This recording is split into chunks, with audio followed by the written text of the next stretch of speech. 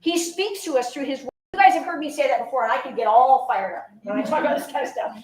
Because to know, when we look out here and we know that there was a God who created this beauty, and right now there are galaxies, billions of light years around us that he spoke and it came into being. And then he said, I want to create man in my own image, and I want to have a relationship with that man. That's pretty exciting, isn't it? To think the God of the universe wants to know you. He wants you to know him. And so he said, I'm too big for them. They're not going to comprehend who I am. So I'm going to send the man Jesus. And they're going to be able to see me in human form and see what I'm like and see what I do. And then I'm going to send them my word. I'm going to send them love letters that consistently tell them who I am and who they are in light of that. And then what they're going to look forward to in the future. So why would we not? It doesn't make sense to me. It doesn't make sense that we say we love God, but we don't want to hear what he has to say. That does not make sense. That is about as illogical as anything could be. And woe to us if we do that kind of foolishness. That is foolishness. I want to know him. I want to know everything I can about him. So that when I step from this life to that, I will just embrace everything that he taught me there, and I will be aware then of all the things I missed. But it won't be because I neglected his word here. So I won't get on that high horse, but you guys know how I feel about that. That is the purpose of Pursue. And First Peter is a little different because it is that word study kind of lesson. There are still questions.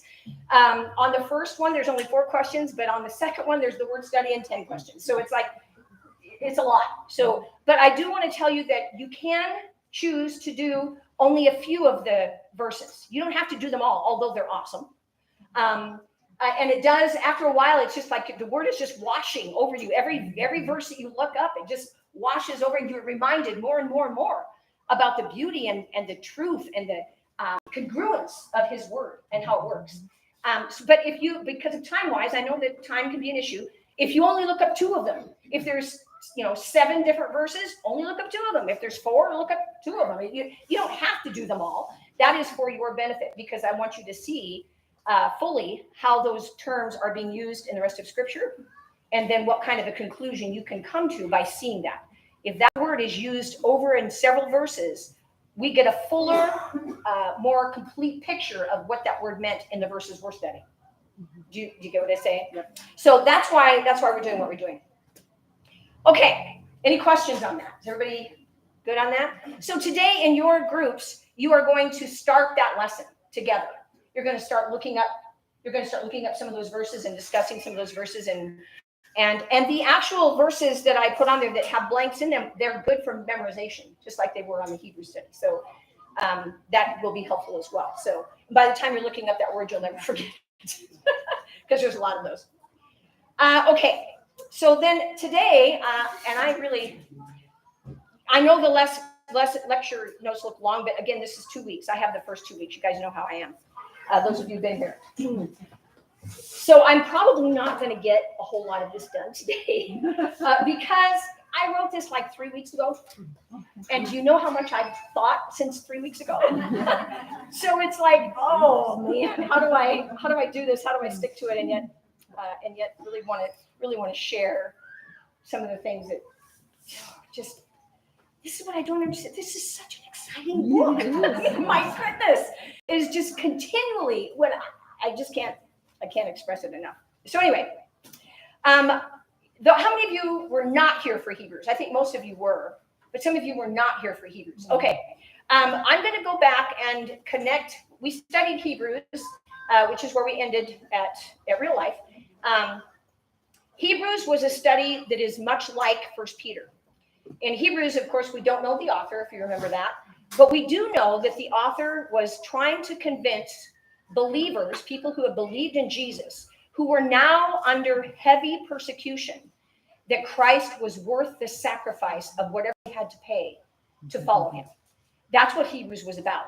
So Hebrews, what came from the angle of that, let me show you how superior Jesus Christ is to the law, to angels, to the tabernacle, to the high priest, to everything.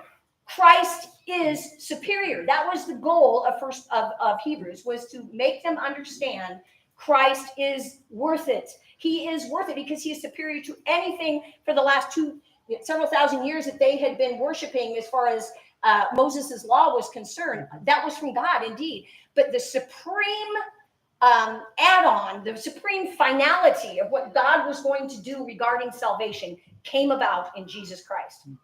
But you know what? When we're suffering, it's hard to focus, isn't it?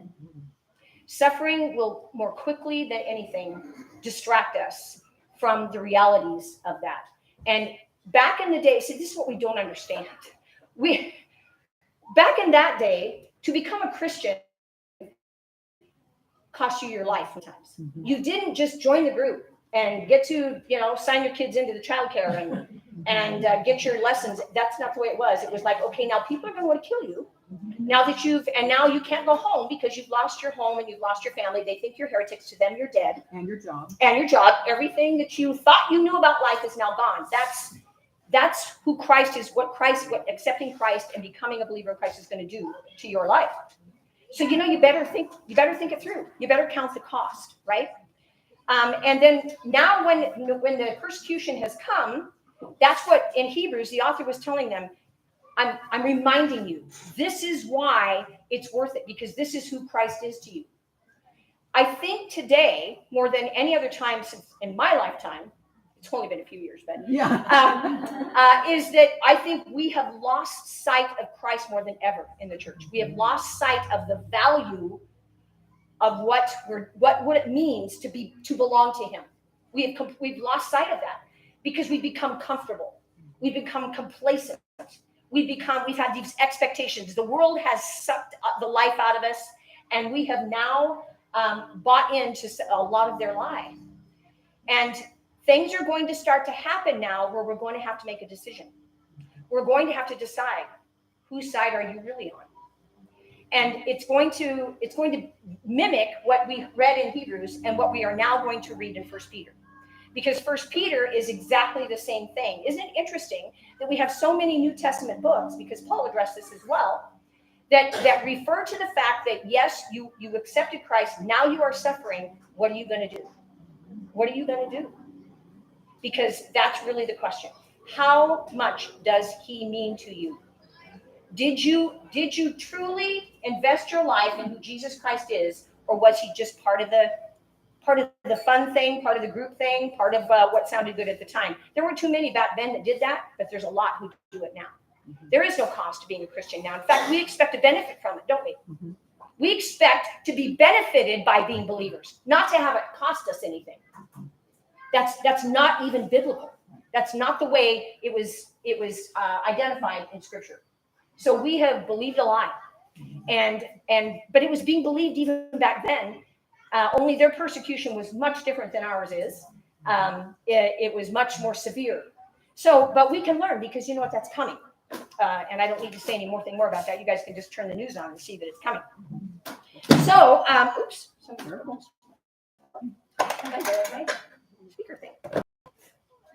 So if you would turn to Hebrews first. Yes, okay. We're going to do that first. I'm going to go back and reiterate some of the things that were in Hebrews. I'd like you to turn to Hebrews chapter